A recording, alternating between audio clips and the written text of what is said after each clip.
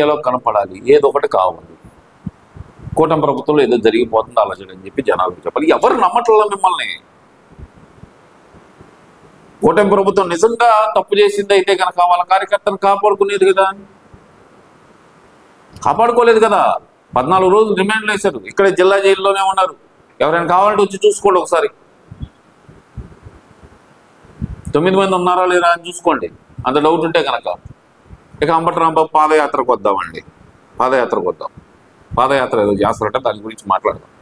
నాకు కొన్ని డౌట్లు ఉన్నాయి, దాని మీద కూడా మాట్లాడదాం. దగ్గర నుంచి డీజీపీ ఆఫీస్ వరకు పాదయాత్ర నిర్వహించడానికి నిర్ణయించడం జరిగింది. ఈ పాదయాత్ర నిర్ణయించడానికి గల కారణం ఏమిటంటే, జనవరి 31వ తారీఖున మా ఇంటి మీద 7:30 గంటల సేపు దాడి జరిగింది. అది మీ అందరికీ తెలుసు, రాష్ట్రంలో అందరూ చూశారు మీడియా ద్వారా. బట్ వాళ్ళందరూ ఒక్కరిని కూడా అరెస్ట్ చేయలేదు.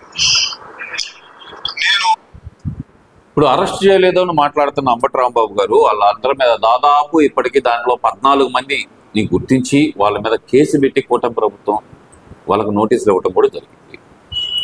వాళ్ళు ఆల్రెడీ కోర్టు చుట్టూరుతో తిరుగుతున్నారు. ఆ టైంలో అక్కడ ఉన్న వాళ్ళు లేరో కూడా తెలియకుండా మీరు ఇష్టం వచ్చిన పేర్లు చెబితే కనుక వాళ్ళందరి పేర్లు జాయిన్ చేసి వాళ్ళ మీద విచారణ కూడా జరుగుతుంది. జరగట్లేదని ఎలా చెబుతారు? ఎవరిని అరెస్ట్ చేయాలి? అయ్యా మా నాయకుడిని ఎందుకు తిట్టావు నువ్వు అని చెప్పి అడగటానికి వచ్చిన లోకల్ ఎమ్మెల్యే గల్లా మాధవ్ గారిని అరెస్ట్ చేయాలా? లేదు, అరే మీరు ఎందుకురా గోడలు దూకి లోపలికి వెళ్ళారు, మీరు బయటకు రండి అని చెప్పి లోపలికి వెళ్ళి తన కార్యకర్తలను అడ్డుకుంటున్న గల్లా రామచంద్రరావు గారిని అరెస్ట్ చేయాలా? లేదు, మీకు రక్షణగా వచ్చిన పోలీసులను అరెస్ట్ చేయాలా? ఎవరిని అరెస్ట్ చేయాలి?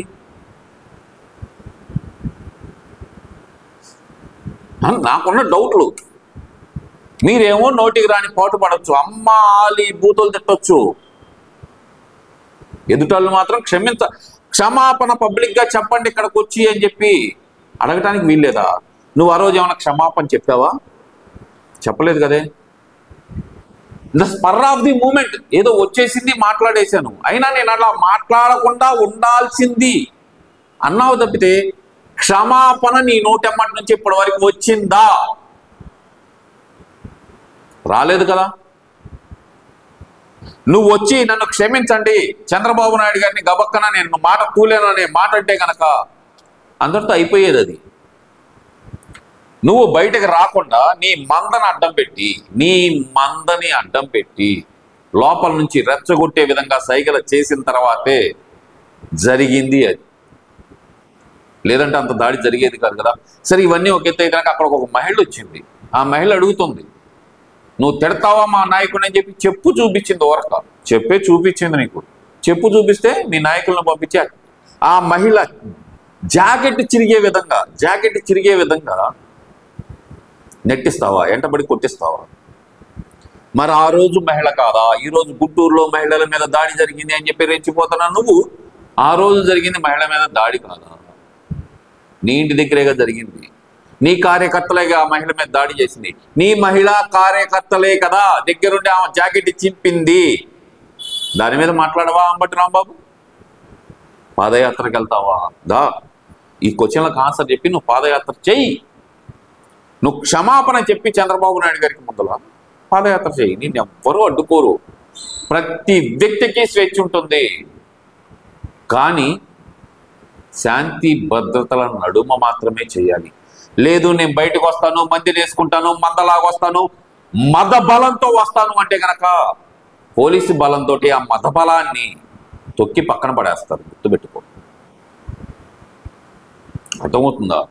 నీకు మంద ఉంది, ఆ మందనక మాల ఒక మదం ఉంది, దాన్ని వేసుకొని వస్తాను, నేను జనాల మీద పడతాను అంటే చూస్తా ఊరుకునే వాళ్ళు ఎవరు లేరు. గుర్తుపెట్టుకో. ఇక విషయానికి వద్దాం. ఏప్రిల్ 18వ తారీఖున నిరాహార దీక్ష చేశాను. ఒక రోజు పాటు చేసావు, నిరాహార దీక్ష చేసావు. పొద్దున్నే 5:30కి లెగిసావు. రాగి ఒక 1/2 డజన్ కోడిగుడ్లు, ఒక 1/2 లీటర్ రాగి జావా తాగావు. పొట్టలో ఇంకా కొంచెం ఖాళీ ఉందనిపించింది. జొన్న సంగటి వేసుకున్నావు, దాంట్లో మజ్జిగ వేసుకున్నావు, పిసికించుకున్నావు, అక్కడికి వెళ్ళంగానే అది ఒక లీటర్ తాగావు, అయిపోయింది. మధ్యాహ్నం వెనకమాల ఉన్న పోస్ట్ ఆఫీస్లో టాయిలెట్ దగ్గరికి వెళ్ళావు, అక్కడికి వచ్చిన బాదం పాలు తాగావు, నువ్వు నిరాహార దీక్ష చేసింది. ఎవరైనా సరే నాకు తెలియగలుగుతారు అంబటి రాంబాబు గారు, నిరాహార దీక్ష అంటారు, దాన్ని ఆహార దీక్ష అంటారు. ఓకే, అది తీసేయి. ఎక్కడైనా సరే నిమ్మరసం అంటే కనుక నిరాహార దీక్ష చేసిన వాళ్ళు విరమించడానికి ఒక 250 ml 300 ml గ్లాసుల్లో ఇవ్వటం చూసా.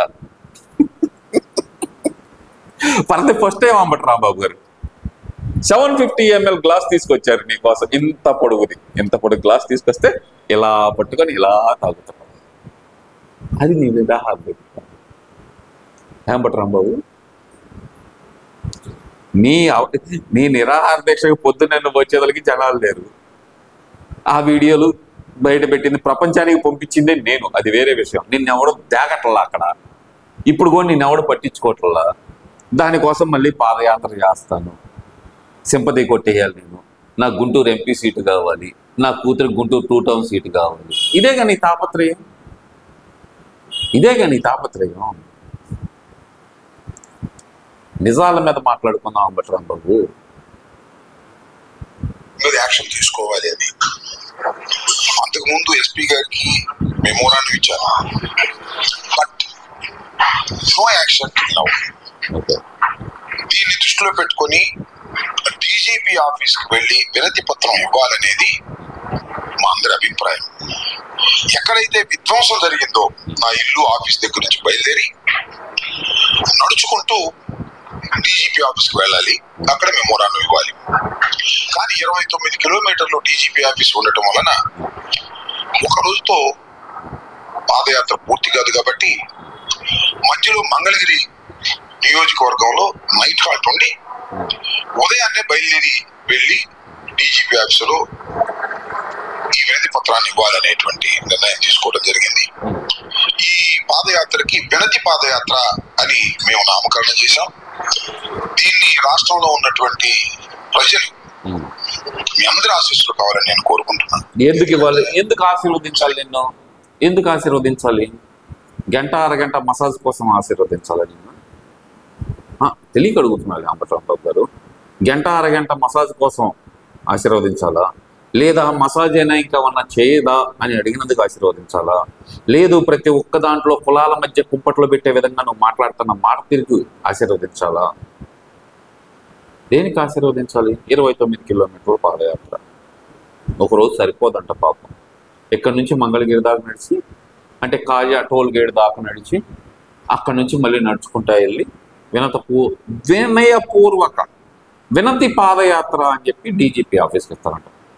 కారు ఎక్కితే 20 నిమిషాల్లో డీజీపీ ఆఫీస్కి వెళ్ళిపోతావు అంబటి రాంబాబు. కారు ఎక్కితే 20 నిమిషాల్లో డీజీపీ ఆఫీస్కి వెళ్తావు. ఎన్ఆర్ రింగ్ రోడ్ నుంచి బైపాస్ నుంచి మంగళగిరి డీజీపీ ఆఫీస్ అప్రాక్సిమేట్లీ 20 నుంచి 25 నిమిషాల్లో వెళ్ళి ఇచ్చేసేయి. ఎవరు వద్దన్నారు? నిన్నేమన్నా ఆపారు? అక్కడ ఆపలేదు కదా,